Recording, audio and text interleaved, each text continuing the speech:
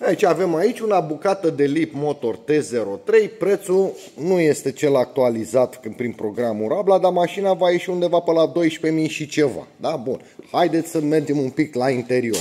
Mașina e statică, e în showroom, e trecu. Bine, pentru de-al de mine 2 la leu, în capul mașinii acelea, hai să zicem că stau acceptabil, dar ar trebui să dau scaunul, să mai ridic un pic scaunul.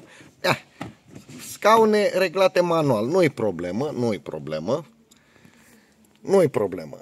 Tabletă, draci-laci, ia să vedem dacă tableta se mișcă. Tableta se mișcă mai bine decât la Fiatul 500, vă spun cu mâna pe inimă. Așa. Comenzile standard la mașină, pe acelea, astea sunt două, ce asta? Astea sunt de geamuri, ăsta e blocatul geamului pe spate, comenzile de oglindă aici, închis, deschis, blocat așa. Bun, dar cireașa de pe tort, plafon panoramic, acționat electric.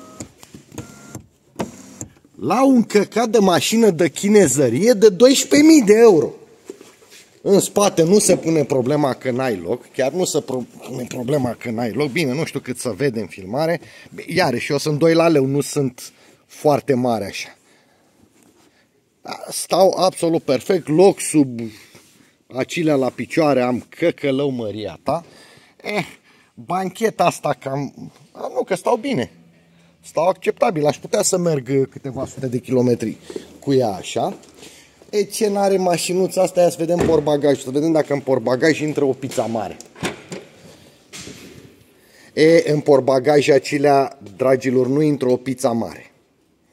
Deci o pizza mare de la Sabroso nu intră în portbagaj, așa că trebuie să vă luați pizza mică. Că aia mare nu intră. Dacă nu intră, nu intră. Așa, și la pachet vă vine încărcătorul.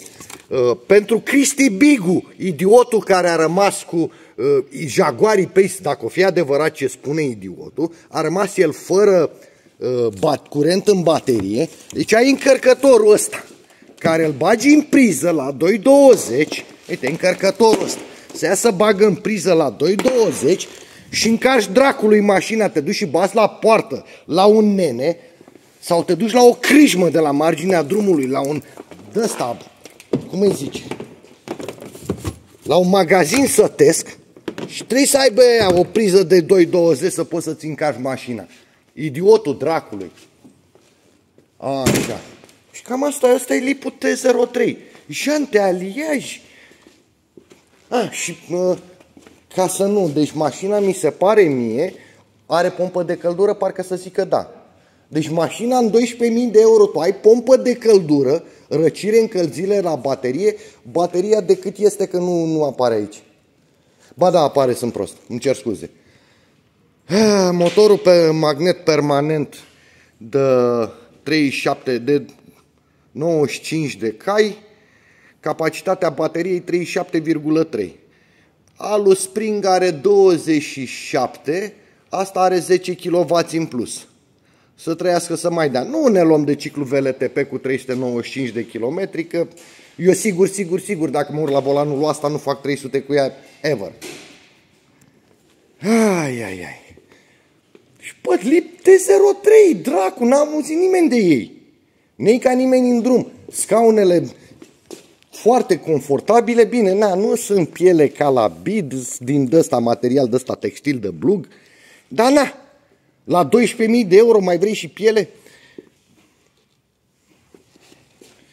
Bine, și avem lângă ea, avem monstruozitatea asta de lip motor C10, care, bine, n-au actualizat oamenii ăștia prețul, în programul Rabla de la 41.000,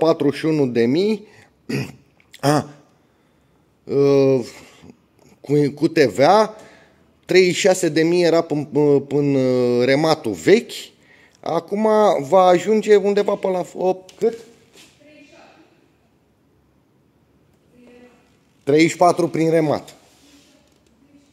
Da, 34.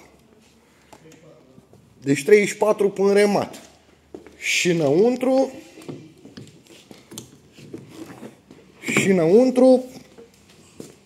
SF e mașina asta. Înăuntru e SF. E mare vaca cât un Tuareg. Deci chiar e mare vaca cât un Touareg.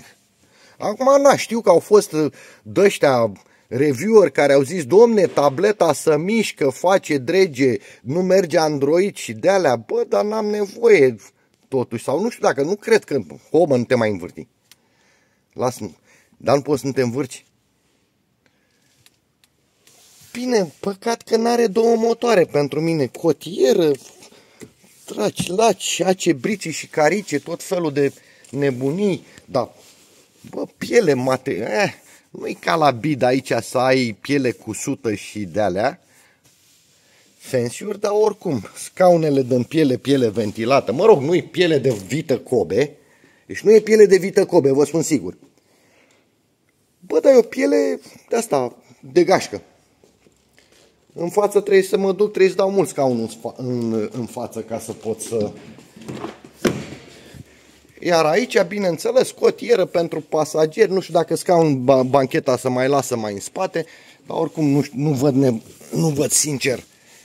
Ia să vedem, nu văd. Nu. Bă, câta hărăbaia. Bă, câta hărăbaia. 34.000 în programul Rabla. 34.000. Și sunt unii care își cumpără Tiguan de 60.000 de coconeți. Tiguan. Gunoi termic, gunoi termic, Tiguan. Vă mai spun o dată. Gunoi termic. TDI DSC.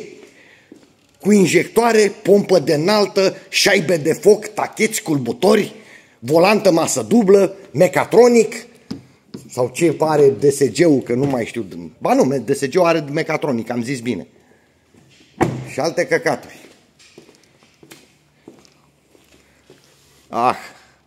Caucioacele astea de Sport Max de pe Dunlop sunt foarte bune, dar sunt pentru mașini electrice. Asta înseamnă că nu veți avea aderența cea mai bună cu ele. Da? Bine, asta o spun pentru de-al de mine. Camere, mamere, nici nu se pune problema. O deschizi cu cartelă, un cui cu cartelă.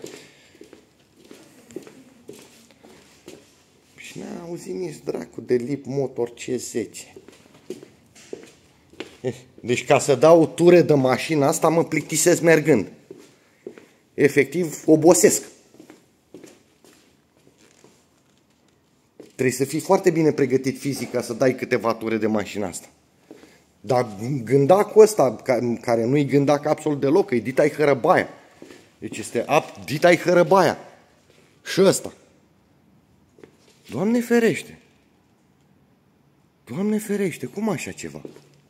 Da, vă salut domnilor și mai ne vedem.